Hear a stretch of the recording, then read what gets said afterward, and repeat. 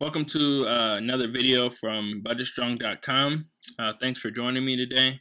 I hope these videos are educational and that you learn a lot from them. So with that being said, I'm just going to jump into this one.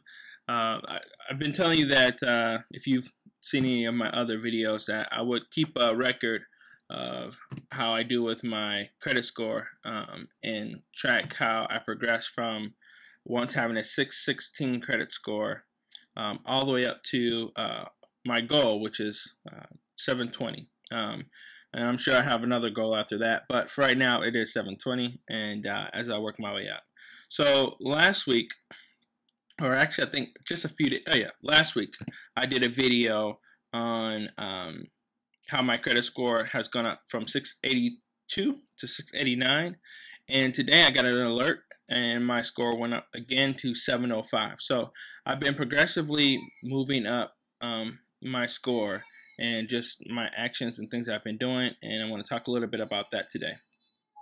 So again, I've been paying down my bills, i.e. credit cards, things that report to the credit bureau. For me right now in my life, that's predominantly credit cards.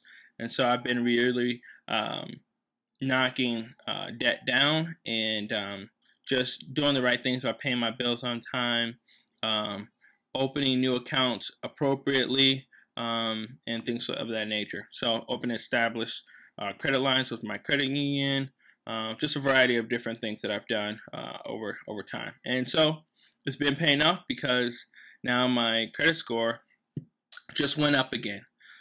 So with that being said, as you can see right here, it says your FICO score has gone up to 705 on November 16th.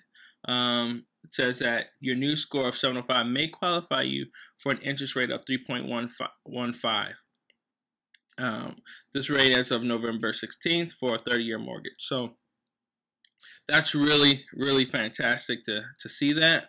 Of course, you still have to find a lender that's going to give you that. But if I was interested in buying a home today, that would be just absolutely fantastic. But I want an even lower rate, so I want to go even higher.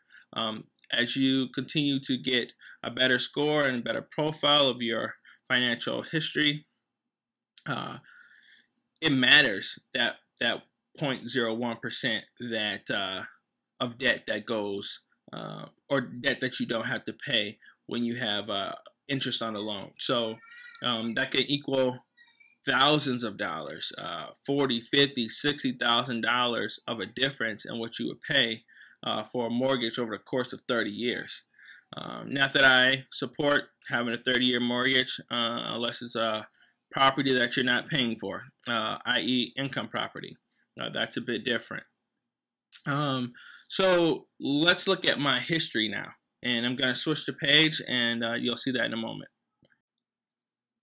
All right, from here you can see the progression of my credit score and how it's gone up, up, up, up. I've had maybe twice in the past since July that it's actually gone back down, and that's for good reason. I used my credit card, and so I added more debt. It actually got reported prior to my payment, so it went down because I had more debt revolving or more debt that I've used in my revolving credit lines than prior. So it, of course, knocked my score down. But because I made the payment, it went right back up, and significantly as well. As you can see here, I had a 660 drop to 619, go back up to 625, right? And then from there, go back all the way up to 682. So a significant hike.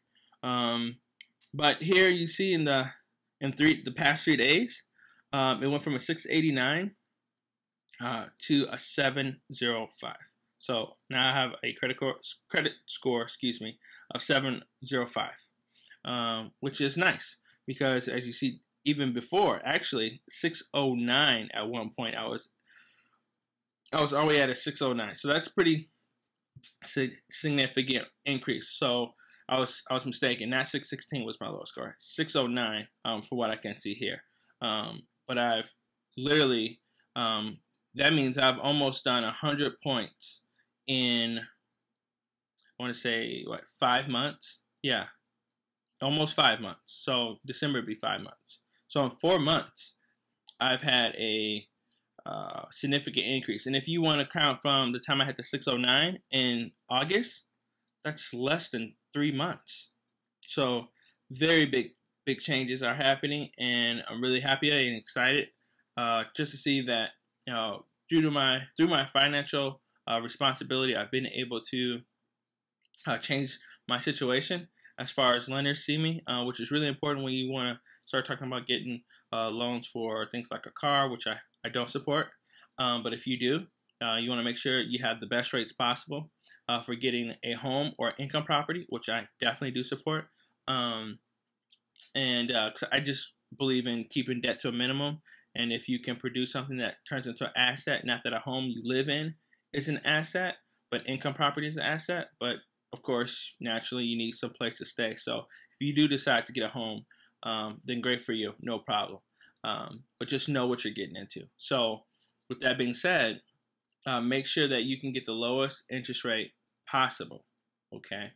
And I'm going to show you something here in a moment that kind of looks at, based on your score, what your interest rate could be. And we'll see that in just a second. So,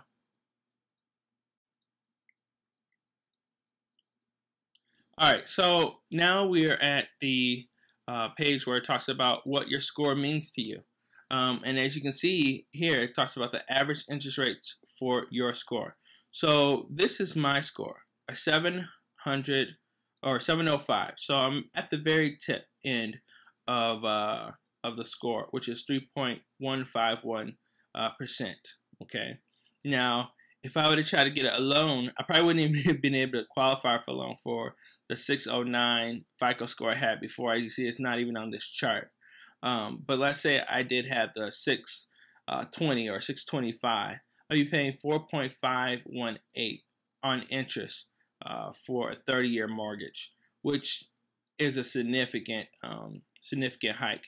Let's look at even further over for a car loan.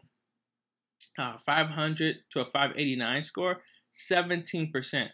I tell you, I wasn't there, but I even had a interest rate on my first car that I ever took a loan out on. A little bit after college, I had a 28 or 29% interest rate. No, it's 24.99 was my interest rate for that car. Ridiculous. So it can make a big difference in your credit score. So where I'm at right now, between the 690 and 719, 4%. Okay, 4.9% to be exact. So it makes a big difference in how creditors see you. So here I am, and this is your FICO score, or my FICO score, 705, and the risk rate that lenders generally would probably see me is at 5%, which is pretty low. Okay, so again, it makes a difference. So take care of your credit score. Again, pay your credit cards on time, pay more than the minimum balance, and try to keep a balance on any credit card that you have less than 15 to 20% of the available balance or available credit limit. So your balance should never be more than 15% to 25% of that. All right? Okay.